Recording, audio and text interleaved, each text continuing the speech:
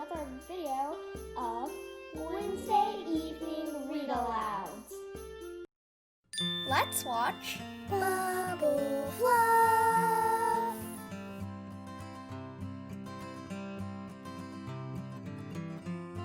Hey guys, welcome back to another video. It's Ella And Eve here. and this is our channel, Bubble Fluff. Today we're going to be Reading some of Harry Potter and the Sorcerer's Stone by J.K. Rowling. And yeah, so let's Get to it. So this is the cover of it.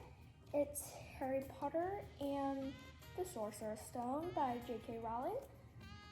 And I'm going to take off its dust cover because it's going to get pretty annoying when we start reading. You can see the full picture of it. Really cool illustration. So we're just going to set this aside, like here. And yeah, let's start reading this thing. We'll go to the first chapter. Chapter 1, The Boy Who Lived. Mr. and Mrs. Dursley of number 4 Privet Drive were proud to say that they were perfectly normal. Thank you very much. They were the last people you'd expect to be involved in anything strange or mysterious, because they just didn't hold with such nonsense. Mr. Dursley was the director of a firm called Grunnings, which made drills. He was a big, beefy man with hardly any neck, although he did have a very large mustache. Mrs. Dursley was thin and blonde and had nearly twice the usual amount of neck, which came in very useful as she spent so much of her time craning over garden fences, spying on the neighbors. The Dursleys had a small son called Dudley, and in their opinion there is no finer boy anywhere. The Dursleys had everything they wanted, but they also had a secret, and their greatest fear was that somebody would discover it. They didn't think they could bear it if anyone found out about the Potters. Mrs. Potter was Mrs. Dursley's sister, but they hadn't met for several years. In fact, Mrs. Dursley pretended she didn't have a sister because her sister and her good-for-nothing husband were as un-Dursleyish as it was possible to be. The Dursleys shuddered to think what the neighbors would say if the Potters arrived in the street. The Dursleys knew that the Potters had a small son too, but they had never even seen him. This boy was another good reason for keeping the Potters away. They didn't want Dudley mixing with a child like that. When Mr. and Mrs. Dursley woke up on the dull gray Tuesday, our story starts. There was nothing about the cloudy sky outside to suggest that strange and mysterious things would soon be happening all over the country. Mr. Dursley hummed as he picked out his most boring tie for work, and Mrs. Dursley gossiped away happily as she wrestled a screaming Dudley into his high chair. None of them noticed a large tawny owl flutter past the window. At 8:30, Mr. Dursley picked up his briefcase, pecked Mrs. Dursley on the cheek, and tried to kiss Dudley goodbye, but missed, because Dudley was now having a tantrum and throwing his cereal up the walls. Little Tyke, chortled Mr. Dursley as he left the house. He got into his car and backed out of number 4's drive. It was on the corner of the street that he noticed the first sign of something peculiar. A cat reading a map. For a second, Mr. Dursley didn't realize what he had seen. Then he jerked his head around to look again. There was a tabby cat standing on the corner of Privet Drive, but there wasn't a map in sight. What could he have been thinking of? It must have been a trick of light. Mr. Dursley blinked and stared at the cat. It stared back. As Mr. Dursley drove around the corner and up the road, he watched the cat in his mirror. It was now reading the sign that said Private Drive. No, looking at the sign. Cats couldn't read maps or signs. Mr. Dursley gave himself a little shake and put the cat out of his mind. As he drove toward town, he thought of nothing except a large order of drills he was hoping to get that day. But on the edge of town, drills were driven out of his mind by something else. As he sat in the usual morning traffic jam, he couldn't help noticing that there seemed to be a lot of strangely dressed people about, people in cloaks. Mr. Dursley couldn't bear people who dressed in funny clothes, the get-ups you saw on young people. He supposed this was some stupid new fashion. He drummed his fingers on the steering wheel and his eyes fell on a huddle of these weirdos standing quite close by. They were whispering excitedly together. Mr. Dursley was enraged to see that a couple of them weren't young at all. Why, that man had to be older than he was, and wearing an emerald green cloak. The nerve of him! But then it struck Mr. Dursley that this was probably some silly stunt. These people were obviously collecting for something. Yes, that would be it. The traffic moved on, and a few minutes later, Mr. Dursley arrived at the Grunnings parking lot, his mind back on drills. Mr. Dursley always sat with his back to the window in his office on the 9th floor. If he hadn't, he might have found it harder to concentrate on drills that morning. He didn't see owls swooping past in broad daylight, though people down in the street did. They pointed and gazed open-mouthed as owl after owl sped overhead. Most of them had never seen an owl even at nighttime. Mr. Dursley, however, had a perfectly normal owl-free morning. He yelled at 5 different people. He made several important telephone calls and shouted a bit more.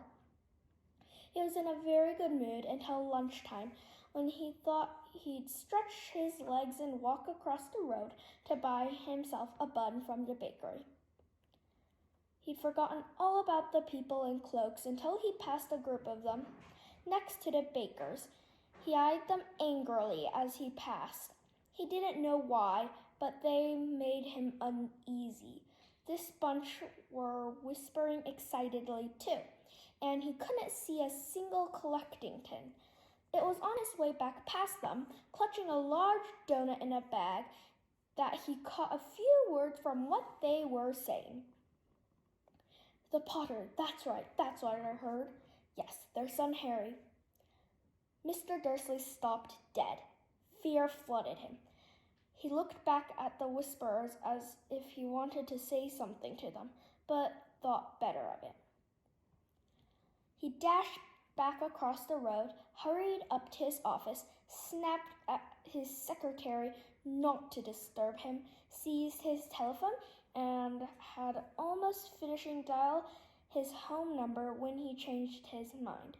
He put the receiver back down and stroked his mustache, thinking, no, he was being stupid. Potter wasn't such an unusual name. He was sure there's lots of people called Potter who had a son called Harry. Come to think of it, he wasn't even sure his nephew was called Harry. He'd never even seen the boy. It might have been Harvey or Harold. There was no point in worrying Mrs. Dursley. She always got so upset at any mention of her sister.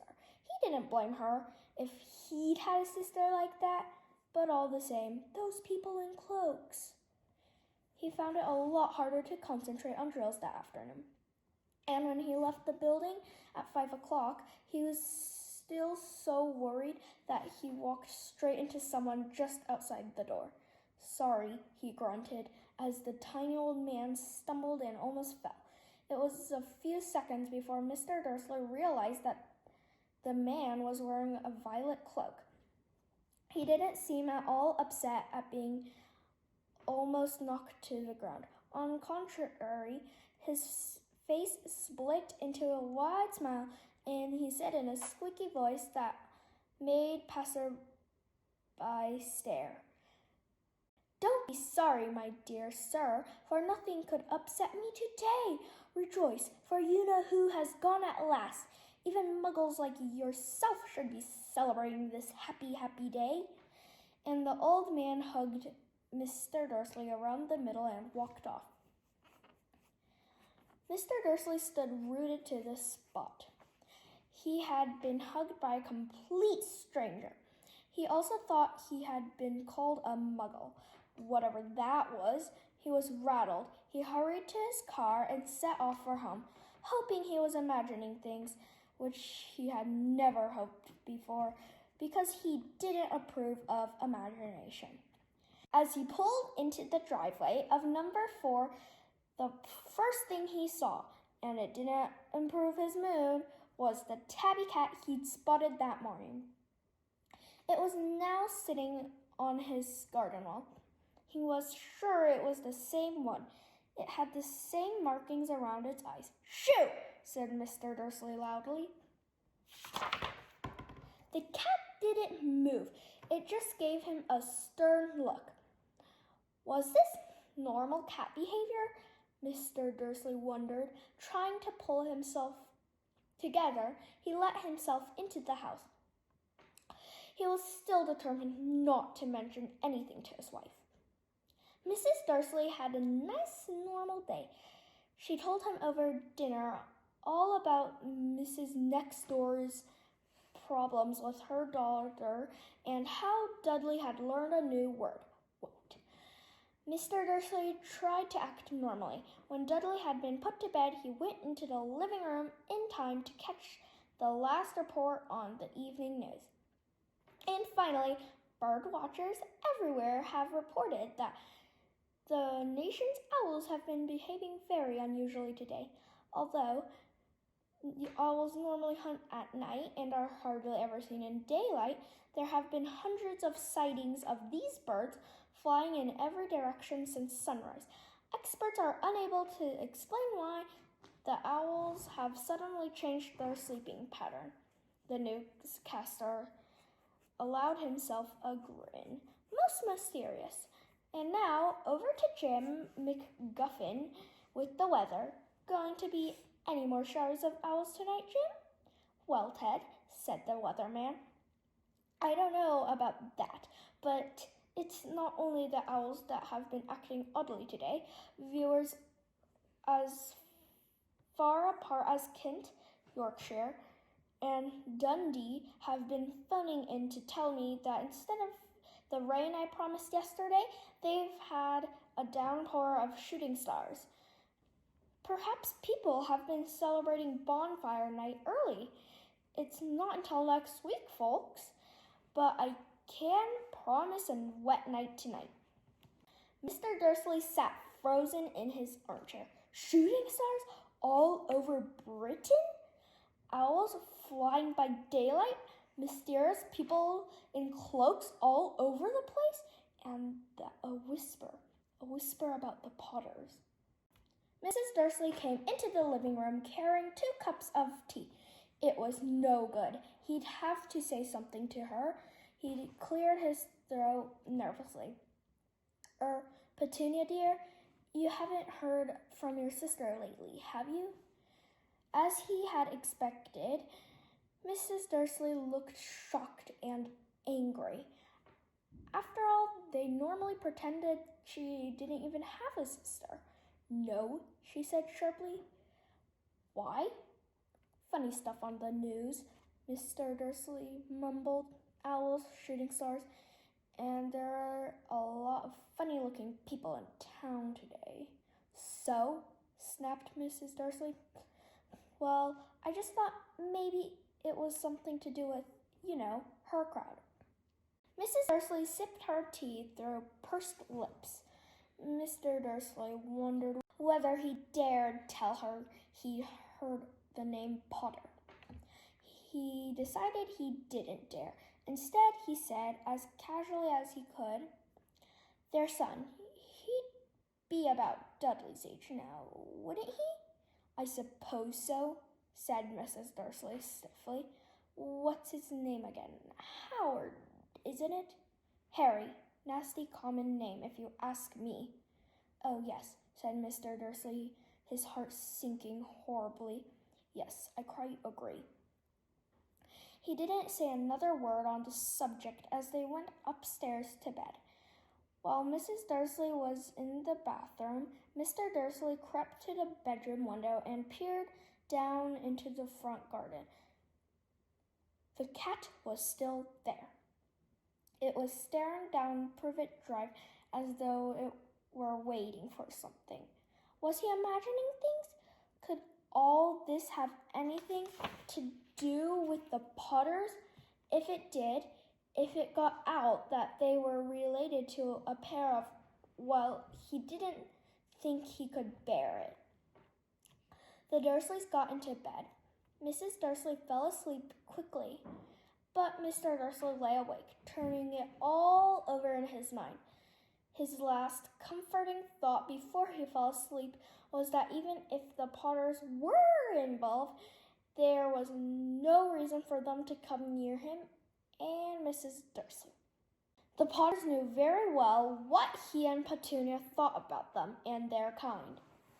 He couldn't see how he and Petunia could get mixed up in anything that might be going on.